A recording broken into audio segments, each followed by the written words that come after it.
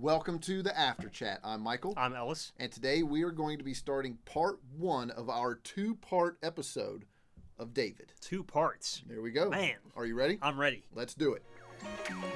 Welcome to the After Chat. Real questions. Real talk. Real life.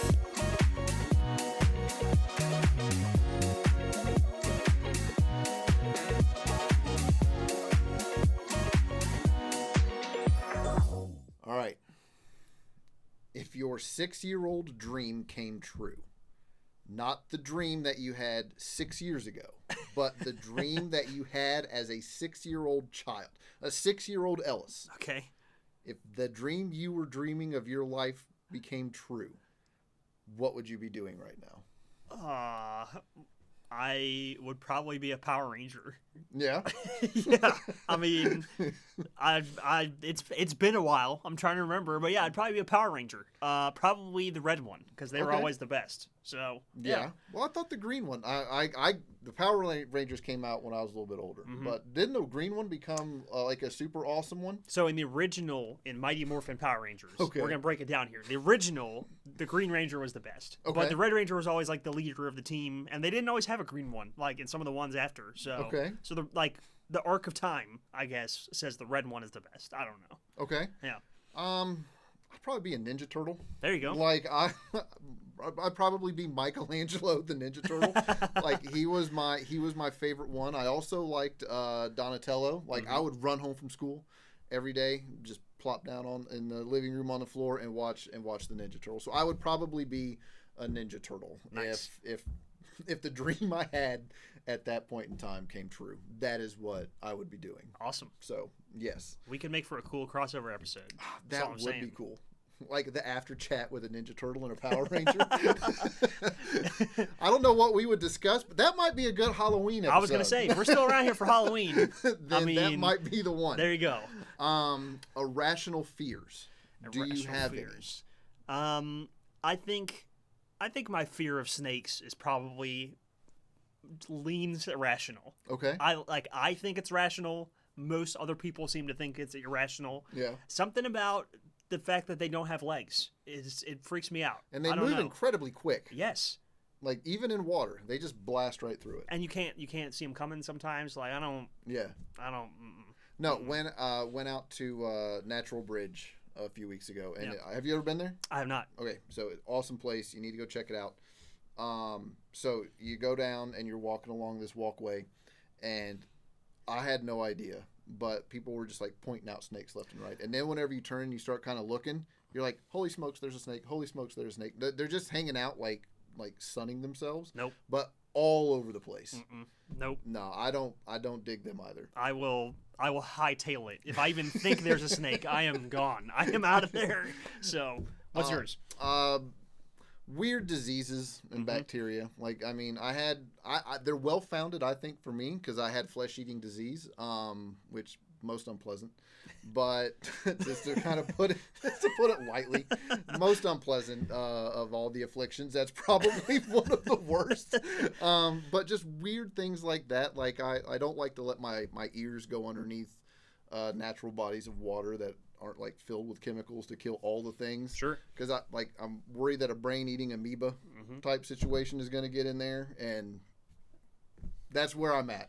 Yeah. But I think it's well-founded. I would say so. But for most people, they're just like, oh, that's just Hedrick being silly. The common ground is you'll find both of us at the pool. Yes. There you go. Where you can see what's coming, and there's chemicals in there to kill all the germs. Literally everything is dead. So, that's mine. Would you consider yourself a germaphobe? But not really, though. Okay. But it's just anywhere where I've seen on the news where a weird disease has happened. Okay. Like natural bodies of water. I heard this story about someone who went ziplining in Georgia. Was having a great time, got a scrape, and then flesh-eating disease, lost a bunch of limbs. Like things like that terrify me. So I know that there's things in those natural bodies of water. Yeah. So So it has to freaks hit me out. a certain threshold. Not like Yes. you're not scared of like the common cold. No, Okay, like I got that it. doesn't bug me. Yeah. Or picking up things off the floor or whatever. Like I don't worry about all. Not that I'm running around eating food off the floor because I think that's just kind of what got implied.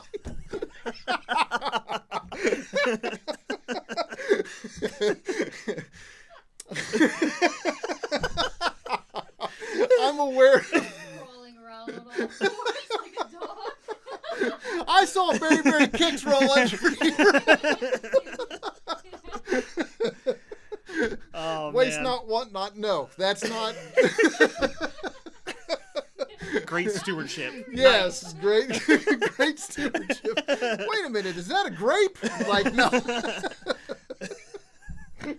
We got off track here real quick. Oh man. I don't know. What are how we to talking recover. about? What are we doing here? Oh, Irrational man. fears. Oh yeah, that's Okay, right. Yes. Yeah. But no, like I'm not a germaphobe. Gotcha. Okay. I'm not worried about being around people that have the sniffles or a cold. I'm not also eating food off the floor, Right. regardless of how that just came across. However, like I do get worried about just weird rando diseases. Gotcha. So Okay. there we go. Now that we're all on, now we all have an understanding. We okay. circled that. We got one. it. We got right back on track. All right. Woo. Overrated movie. What's the most overrated movie? The most overrated movie. Titanic. I think this is Yeah. an easy one. It's. Yeah. I mean, look, we all know why they made a movie out of it. Like we know what's going to happen. So Yes. can we move along and get to that part? It does drag out Yes. for a very long time. Yes. Although Billy Zane in that movie, like he was fantastic. Yeah. Like he's underrated as far as underrated actors go. Uh-huh. Dude, I think Billy Zane is right up there. Like he played like the villain for I mean, I guess he's the villain in that movie. Yeah. Villain. But I think the iceberg's the villain. I mean, personally. if there's anybody to blame for the mishaps, like it's definitely that. But I thought like he was fantastic in that movie. No, I agree. You're right. Over other overrated movies, Avatar. Oh. Like it's long, but and this one's probably going to cause a little bit of a kerfuffle depending upon where people come down on this. I thought Inception. What? Tried to watch it 3 times, fell asleep 3 times. What? I know. Oh my gosh. Wow. I think this is the first like blatant disagreement we've had on the after chat. Like, bro, that I love that movie. tried it oh 3 my times, gosh. fell asleep 3 times. Man. And I wanted to like it. Like I wanted to like it. Like I went in there, huge Christopher Nolan fan, huge Leonardo DiCaprio fan. Joseph Gordon-Levitt, like totally awesome. Went in there like biased towards it, super excited. Didn't Out in 30 land. minutes. No, Wow. I don't know what happened. Wow. I know. Man. So I'm surprised. I would put Frozen on the list. Frozen Okay. ain't that good. Coco is way better. See, I've not watched that one. Oh man, you gotta check it out. But I think so.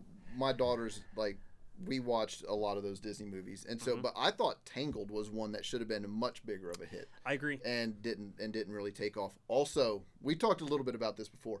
Treasure Planet Oh, yo. and the sequel, Yes. super awesome, Yes. and totally didn't get like the respect and props that they deserve. Nobody's seen it. No, It's crazy. Y'all gotta watch Treasure Planet. that's okay. that's the weekend. Coco and Treasure Planet. There, we gave you 2. There we go. So, watch it with the kids. Or by yourself. Yeah, like either way. you're gonna enjoy it. Yeah. Treasure Planet, you will. Yes. Like that, I know. One piece of advice you'd wish you gotten sooner. One piece of advice I wish I'd gotten sooner. Probably, it's okay to have feelings. We didn't do feelings that much in my house growing up, and I think just to take it outside of my individual house, just generally growing up as a guy, Yeah. I didn't learn how to do feelings very well until adulthood, and so I feel like I'm starting from square one a little bit, and we're getting there, but Yeah. we're starting from behind. So Well, yeah. and that's something that, like you mentioned, like that's culturally kind of ingrained. Like stuff it down, keep going forward, Yes. stiff upper lip. Yes, you very know. much so. Like, yeah, I can get that. For me, it's okay to admit mistakes. That's a good one. Like, anytime, like that was kind of something you don't admit that you were wrong. Like you you just keep arguing that you're right, because if you admit that you were wrong or you made a mistake, that it means you lost the fight. Yeah. Saying it out loud as like an adult, it just comes out like it just seems ridiculous. But like when that's what you're kind of brought up, kind of in, like it's just like you're saying, like it just that's just the way things are. Like that's the norm. Like that's what you do. Yeah. And no, it's okay to admit that you're wrong. And so I wish I had gotten that a lot sooner. Right. So yeah. Something you did or are doing now that you never thought would be possible. Just one? How much time do we have? I guess I could stop at just going to church, period. Yeah. Let alone working at one. But like to get even more specific, this like what we're sitting here doing right now, talking in front of people, in front of a mic, in front of a camera, like none of that. I took 2 semesters of public speaking in college. I majored in English. It was part of my requirements, and I hated it. It was terrible. It was terrible for me. It was terrible for anybody who had to witness it. Everybody involved. Yes. I scratched and clawed through, and I was like, I am never going to use this again when I was done. God has a funny sense of humor. And here you are. Here we are. Yep. No, and I would probably be the same. Like, I would have never expected to be a follower of Jesus. Like, that was something that I didn't think I was ever going to be doing. And along those same veins, I never thought that I would actually be, like, a leader in a church. Yeah. Like, that was something completely impossible for me. Like, my whole goal was join the military, stay there forever, and then get a job at the post office. And that was it. Like, that was my whole plan. And then flesh-eating disease, and here I am. Like, so it's just, you never know where life's going to take you. But I would have never thought possible. Yeah. So, yeah. Has there ever been a time where you felt like all odds were against you? Yes. So before I started working here, I went to college. I studied to be a sports writer. That's what I wanted to do. That was kind of my dream job. Kind of got my foot in the door, did that for a couple of years on a freelance basis, and just got the feeling I wasn't playing out the way I hoped, wasn't going to play out the way I'd hoped. And so I decided it was time to look for something else. But there was 6 months of time in between then and when I started working here, and just applying, throwing applications everywhere. Felt like I couldn't get anything going. So that was a really like kind of hopeless time in my life until this this came around, and like I said before, here we are. So, yeah. Now, I think for me, I guess it felt like everything was against me whenever I was really in the deep dark pits of like PTSD and social anxiety. When I got out of the military and everything with that I just felt like I had no direction and just the whole world was out to get me. And I recognize now that a lot of that was just in my own head. Yeah. But it felt real and like that at the time. And I mean, I turned to God and Jesus just like a whole lot of other people. It's just as a means of like just last resort. Like I've literally tried everything else to like not feel the way that I was feeling. And it wasn't until I got connected here at our church and just said, you know what, I'm going all in. Yeah. That those feelings of just the whole world and universe and everything is just saying like coming at me, that I was able to come out of the other side of that and just be like, yeah, that's stinking thinking, as Grandpa would have said back in the day. Yeah. But so we're going to be talking about David, who had a whole lot of stuff going, not really his way, through a good chunk of his life. But we're going to be looking for purposes of this episode, just the first part of David's life from where he's first introduced in the Bible up until he becomes king of Israel. Yeah. So that's kind of where we're going to be going with this. But everybody's heard of David. Yes. Like whether you're a follower of Jesus or a Bible student or whatever, most people have heard of David or has seen the influence of his existence in the world.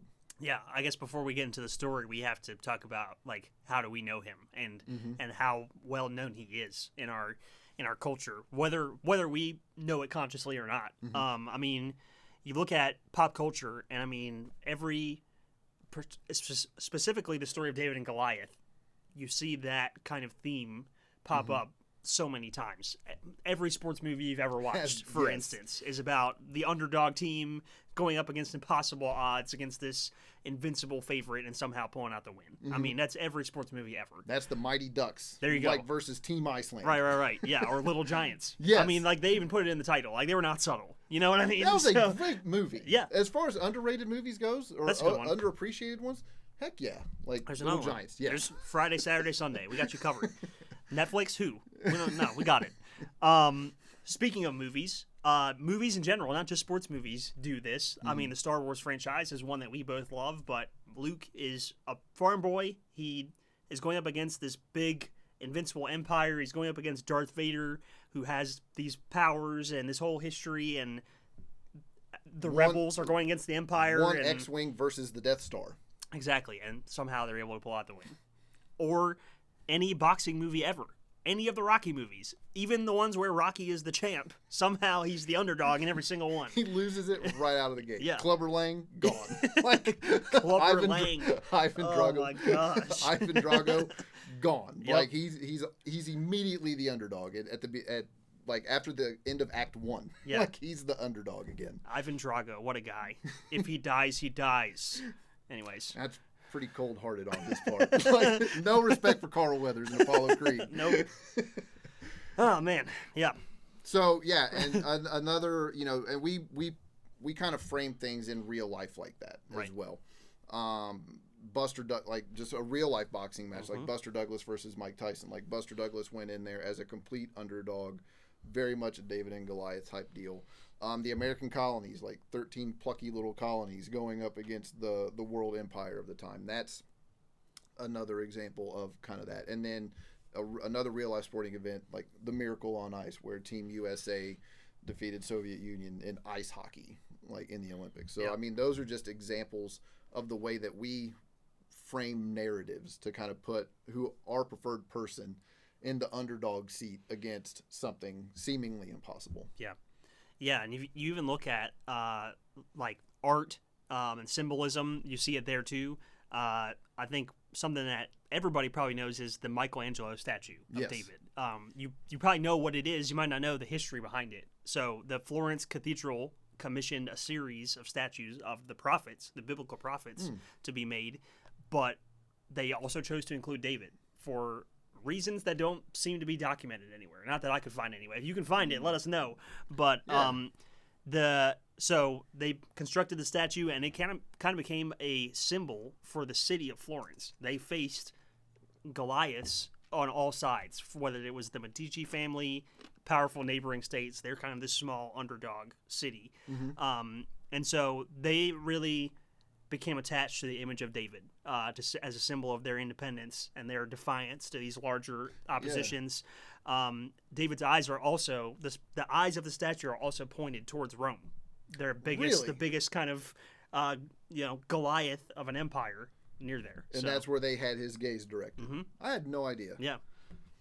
And that original statue, the Michelangelo one, was the first of many. There are 30 life-size replicas of this David statue around the world. Oh, cool. Yeah. So you have that. You also have the song Hallelujah, which it's by Leonard Cohen. Again, if you've probably heard it before. If you pulled up the lyrics and read it, you would know exactly what I'm talking about.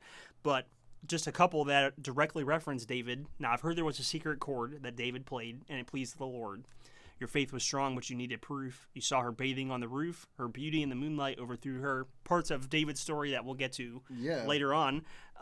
But for some reason, Leonard Cohen was writing the song, decided to make several references to David and other parts of the Bible, but overwhelmingly David has the most.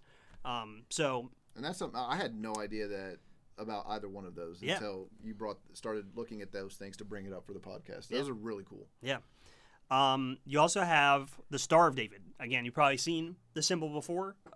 It was adopted by the Jewish, actually, from Islamic magic literature. They saw this symbol, thought it was cool. I mean, I'm oversimplifying it a little bit, but they thought it was cool. You know what's dope? That Islamic magic star. I'm going to take that, yes. That's actually how we got the After Chat logo. No, I'm just kidding. That's not how that happened. So by the 19th century, the star was widely adopted by European Jews as a symbol to represent their faith, kind of similar to the Christian cross. So I started wondering, like, why is this star in the same conversation as the symbol of Jesus? Like, it meant that much to these people. Yeah. That's crazy to me. So you have all of this cultural, artistic, music, literature kind of aura around David. But there's also historical evidence of his existence too, because you know, we know from being around church, like the Bible, there's people find reasons to be like, where's your evidence? Is this real? Yeah, there's songs, there's statues, but where's your proof? Like, 'cause at that point, like, a lot, until like things started coming up, like he was just kind of considered a mythological figure. Right, exactly. But historical evidence exists that of his existence. So there's one called the Tel Dan Stele, which is an inscribed stone discovered at the ancient city of Dan in northern Israel. And the inscription dates the stone back to the 9th century and makes reference to a house of David. So that's physical, historical evidence of a story in the Bible.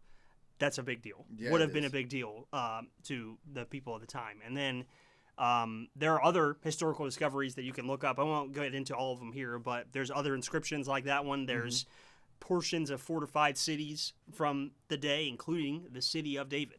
So, well, and one of the things, I think that there's a lot of significance for that for followers of Jesus, because you see in the Bible, like Jesus is referred to as the son of David. Yeah. Like the Messiah is going to come from the line of David. So the argument can be made, well, if David didn't exist, then Jesus didn't exist, or he wasn't who he claimed to actually be. Right. So I mean, just the existence and like the documented facts of David existing has huge implications for Christianity as well. Right. Yeah. Like, I don't think that's something that should be that we should at least make note of, because that's a very big deal. Yeah.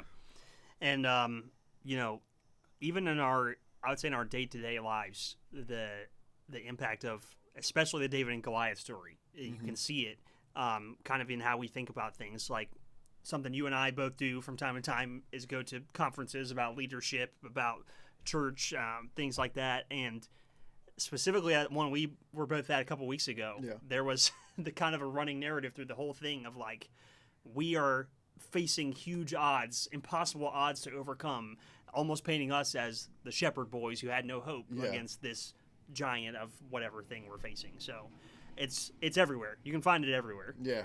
You can. I mean, and that's the story that we're getting ready to get into now. We're gonna look at the anointing of David here in a second. But at this point in the story right now, Saul is the king of Israel. He's the very first one. And God, go back and read the story of Saul. You can find it in 1 Samuel. Like, it's a fascinating story, but we're going to start looking at in chapter 15. So this is after God rejected Saul because he didn't obey God's instructions and wait for Samuel to offer a sacrifice. Like, Saul went ahead, didn't really have faith that it was going to be provided for him, and he went ahead and did it himself.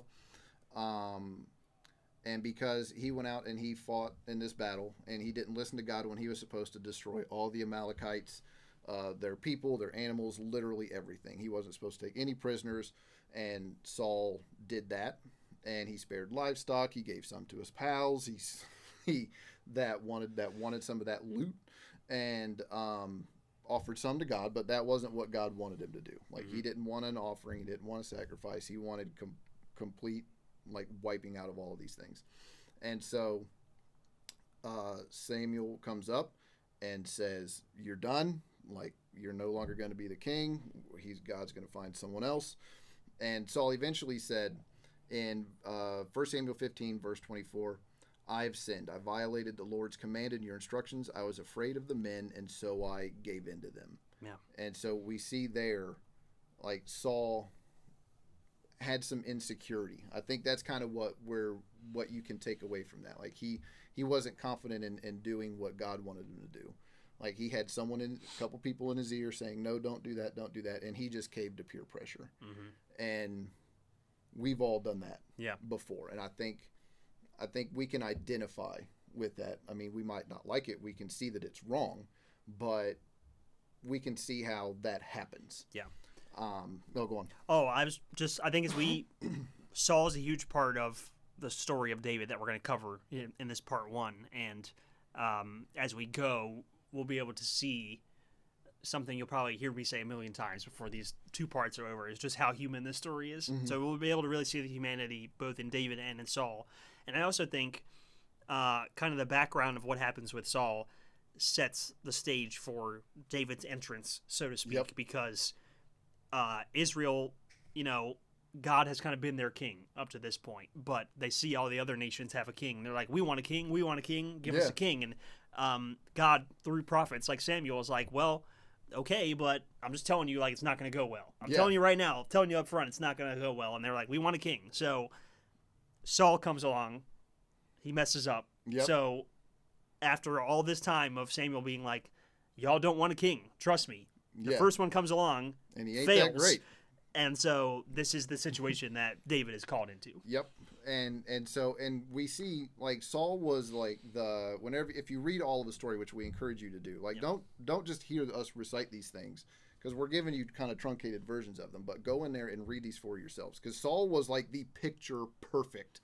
Like, they talked about how he stood taller than everybody else. He was like a big diesel looking dude. And so, like, that's what people would have wanted at that time. Yeah. And so whenever God tells Samuel, go to Bethlehem, go to the house of Jesse, and I'm going to show you who to anoint out of his kids. And I just imagine, whenever you read these things, I really think it's funny to just imagine them as like a movie or a show in your head. So just take it for face value and just play it in your mind's eye. Yeah. So Samuel goes there, right?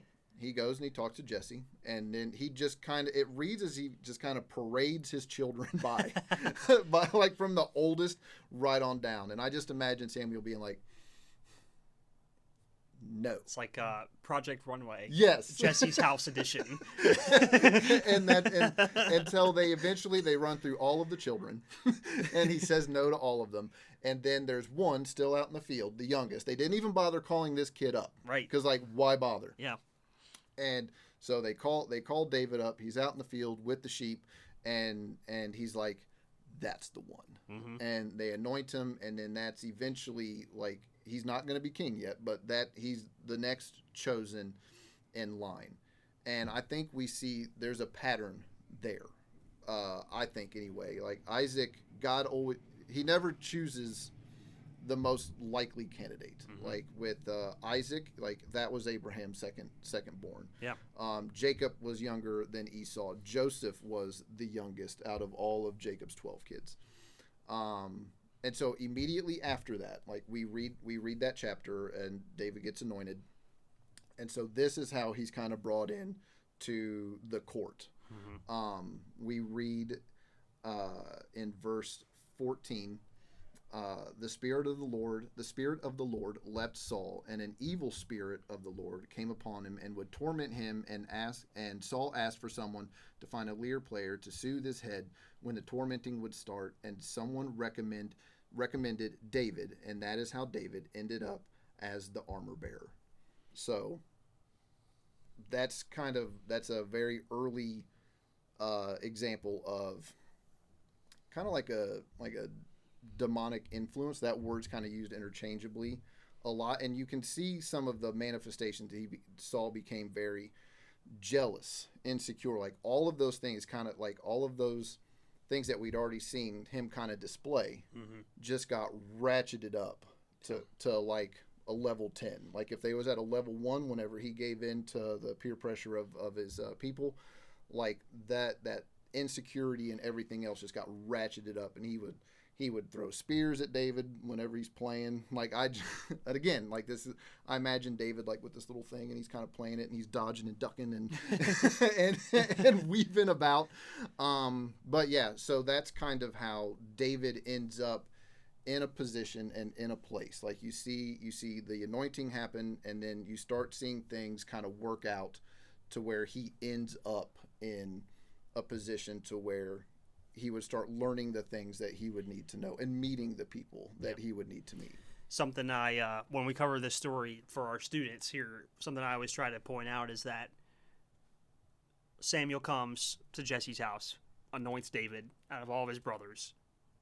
You would think like the next scene is David hopping in the back of the limo to go to the palace and, get fitted for his crown and his scepter and whatever. But no, he goes back to the field. Yeah. And then the next time he goes to the palace isn't to become king, it's to serve Saul. Yes. So, I kind of how I package it is God might be calling you to something great, but it might not be instantaneous. Yes. So it might take time and more development of your skills and your character before you're ready to step into whatever that is. Yep. And you can also kind of see how where everything that David had been doing up to that point kind of prepared him a little bit for the next story that we're going to see, because after that we move into David and Goliath. And this is in 1 Samuel 17, 34 through 37.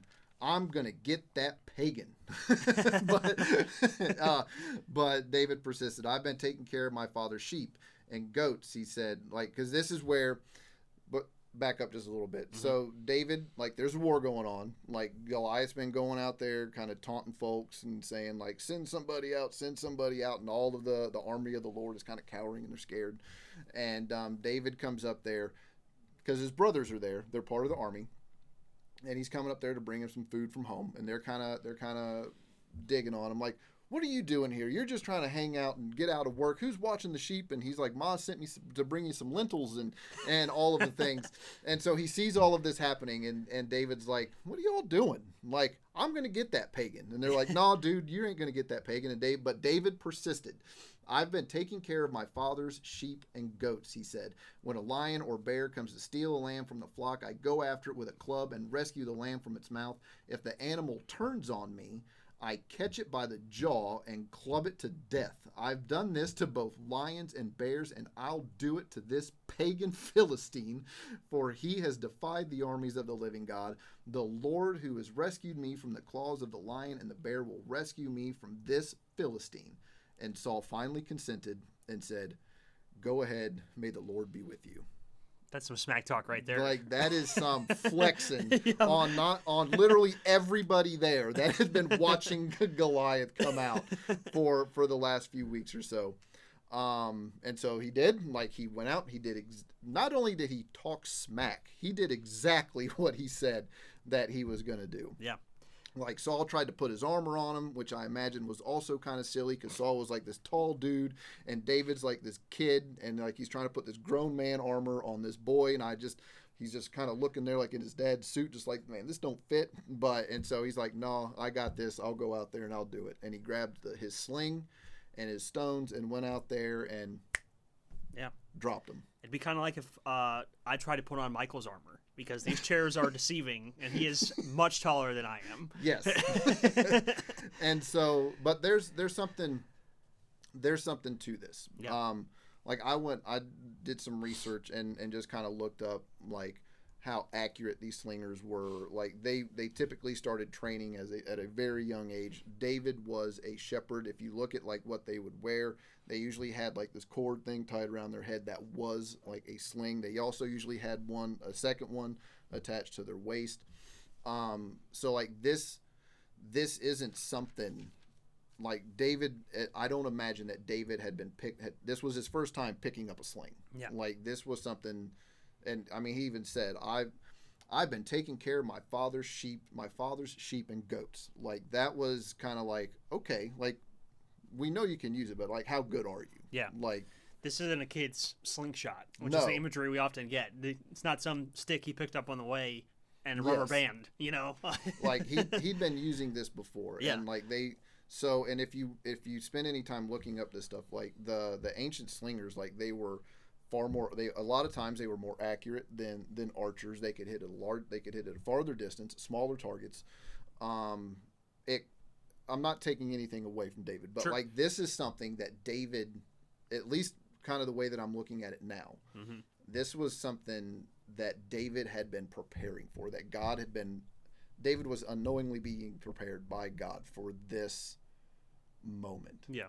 Yeah. I think the confidence he has isn't just it isn't kind of broadly God is with me and so I'm going to be able to do this. It's no, I've been preparing this specific skill this entire time for something that God was going to lead me to. And I think the confidence is the moment where it clicks and he realizes this is it. This is the thing.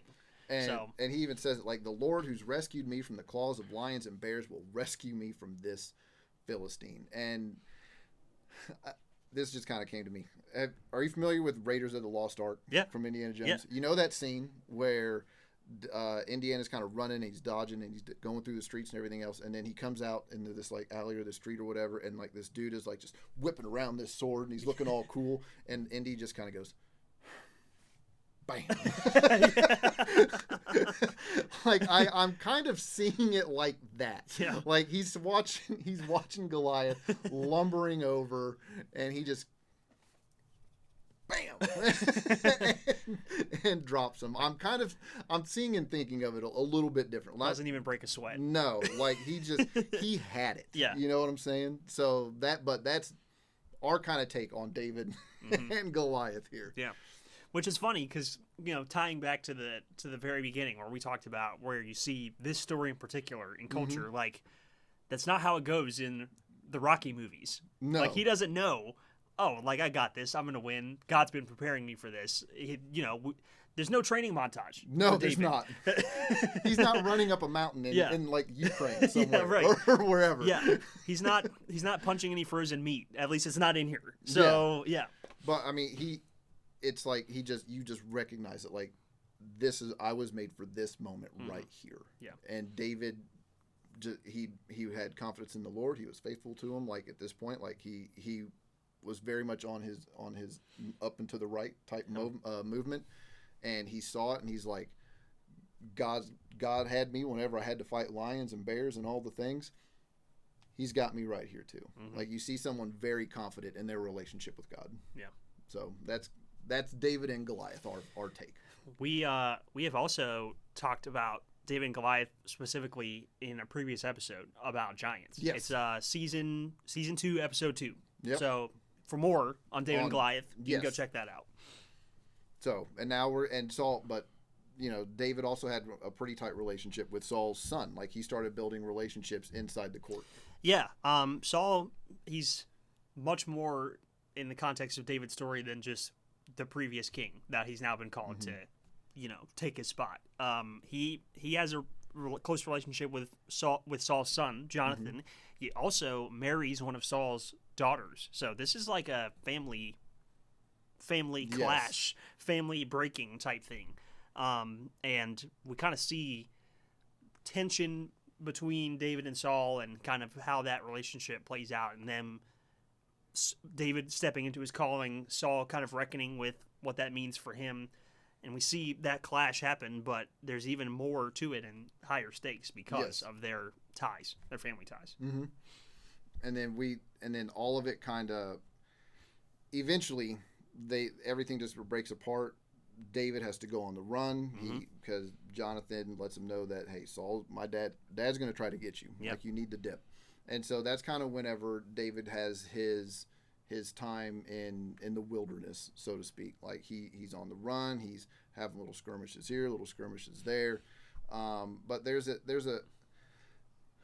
story here. It's in 1 Samuel 25, and it kind of reads kind of how David was getting along during that time. It paints a little bit different picture of him. Yeah. So he goes, and he sees this family, Nabal and his wife Abigail. And so David, his folks were on the run, and so he if you can read this, he's been hanging out here, he's been seeing this sheep herder and all of his stuff. And it starts out like this. There was a certain man in Moan who had property there at Carmel, and he was very wealthy. He had 1,000 goats and 3,000 sheep, which he was shearing in Carmel. His name was Nabal, and his wife's name was Abigail. I love the way. Pay attention to how biblical characters are introduced. So you read, you read here. His name was Nabal, and his wife's name was Abigail. She was an intelligent and beautiful woman, but her husband was surly and mean in his dealings. He was a Calebite. That's the Calebite. That meant dog. This is where they always kind of tell you exactly what to expect from characters whenever you read them. She was beautiful and intelligent, and her husband was mean and he was just a mean, surly dog. But anyway, so in verse 7, David sees all the things. He knows it's sheep shearing time, and so he sends this message to Nabal. Now I hear that it is sheep shearing time. When your shepherds were with us, we did not mistreat them, and the whole time they were at Carmel, nothing of theirs was missing. Ask your own servants, and they will tell you. Therefore, be favorable towards my men, since we come at a festive time. Please give your servants and your son David whatever you can find for them. It reads. This is a nice building you have. It'd be a shame if something happened to it. We didn't break down your door and steal your things last week. Yeah. So what do you got today? It's like an old Western. It reads a little bit like a mafioso shakedown. I don't know.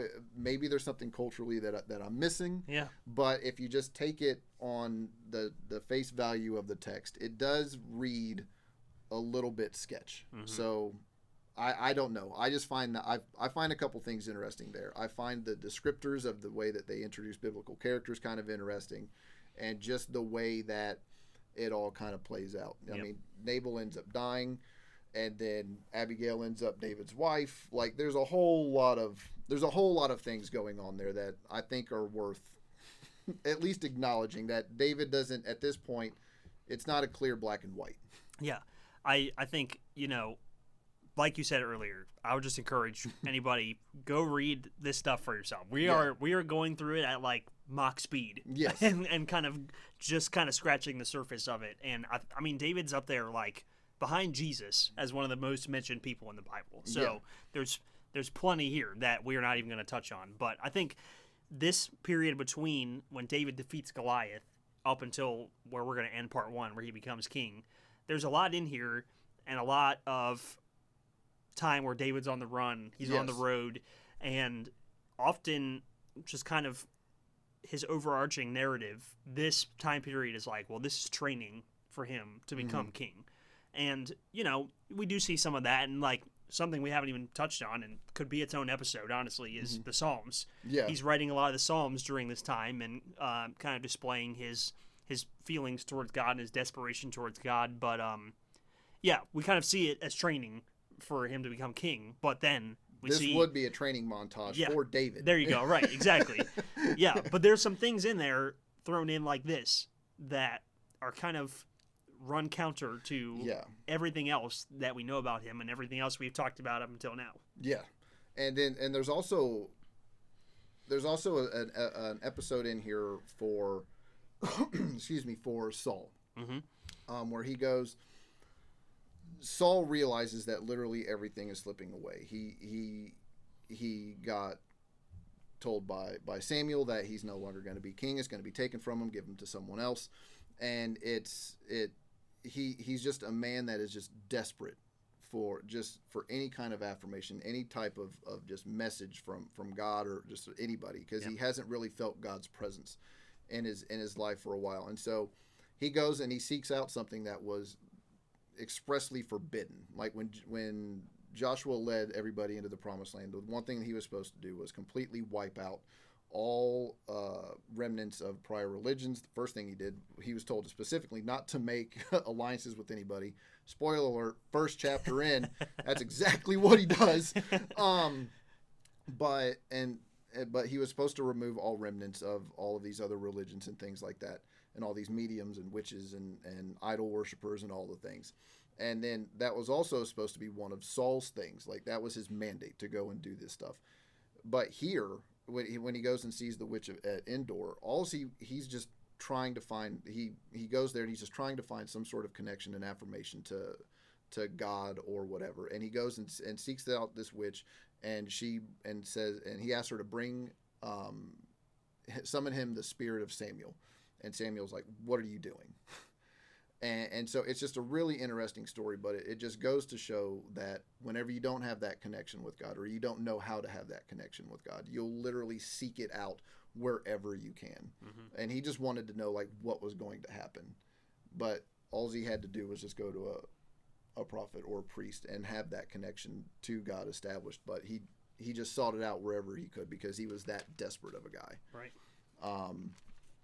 So that was kind of what ended up happening there, and then then he goes on and he has a fight with the Philistines, and him and Jonathan, they lose, and then Saul eventually commits suicide because he feared what was going to happen if they actually captured him. And so an Amalekite comes along, sees Saul lying there, decides he can go get a reward or something, or at least a favorable thing from David. So he grabs some of Saul's stuff, goes to David and says, "Hey, I got him." And David's like, "What do you think you're doing?" Mm-hmm. And then for his troubles, he gets like kind of taken out, and that's the end of Saul, man. Yeah.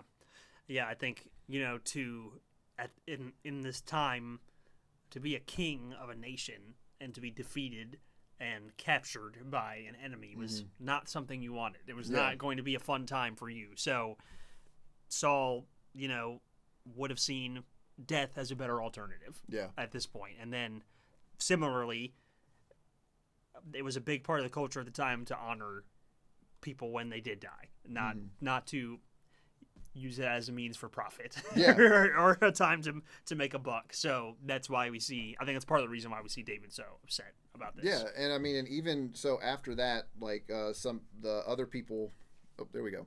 some the other tribes, like there were 12 tribes, like the tribe of Judah, which is where David was from, like they had his back. A lot of the other ones had Saul's back during this whole war.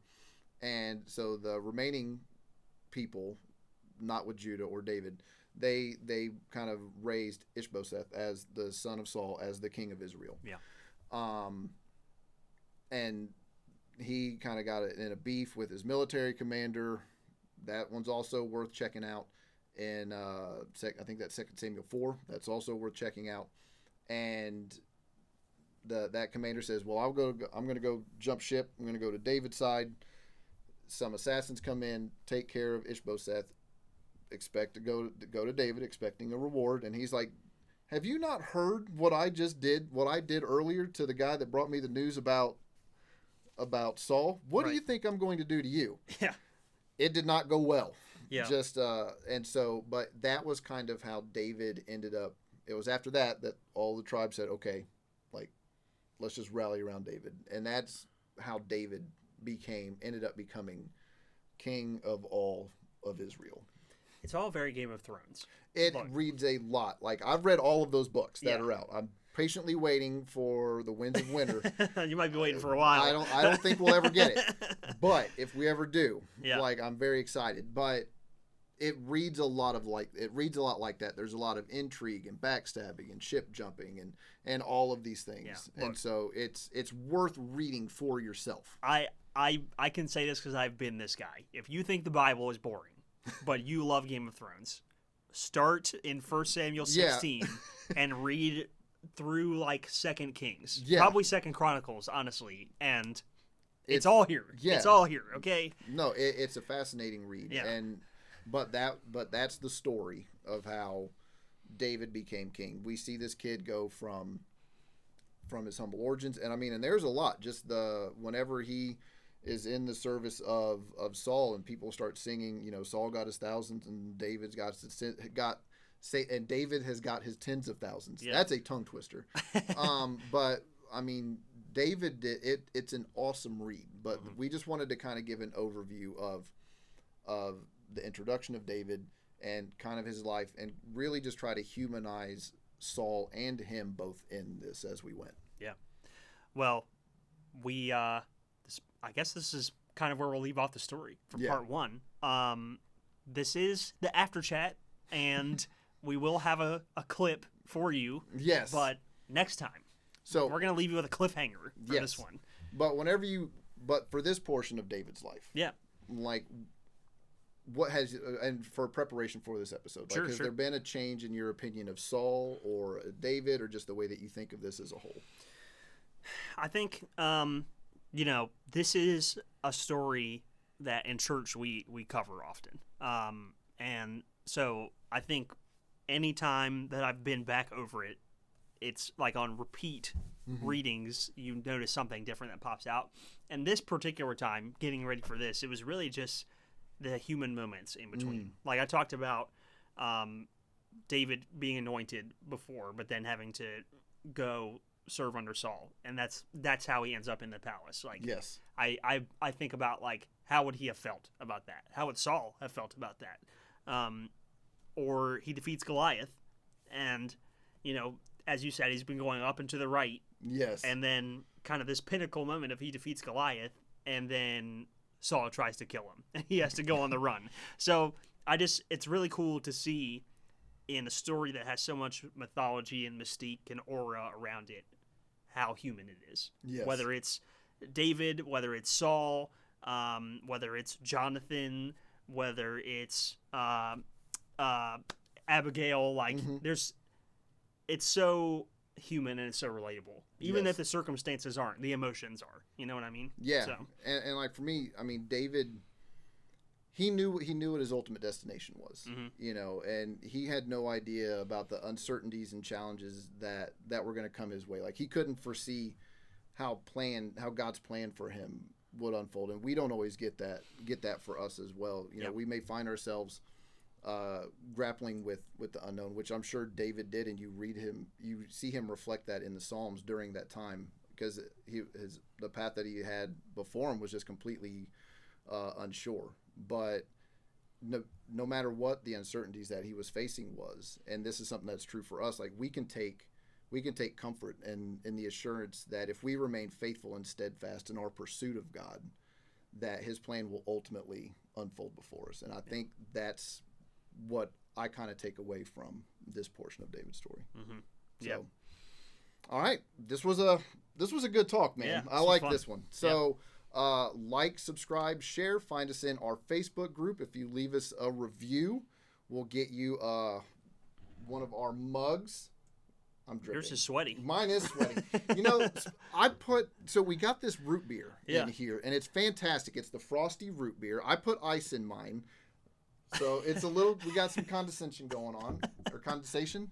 What is it? Condensation. Condensation. So, Condescension. Don't condescend it's to so me. condescending. Oh my gosh. So Stop looking at me like that. so rude it is sometimes. But if you leave us a review and we read it, we'll get you a mug out. Yeah. All right. Thanks. Cool.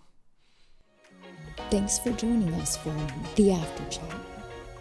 If you enjoyed this episode, share it with others, post about it on social media, or leave a rating and review. To be the first to hear our next episode, be sure to hit the subscribe button and get notifications for new content. You can also follow us on social media on Instagram at PCC Wired and Facebook at Passion Community Church. For additional resources and links, check out the description. Thanks again, and we'll see you next time on The After Chat.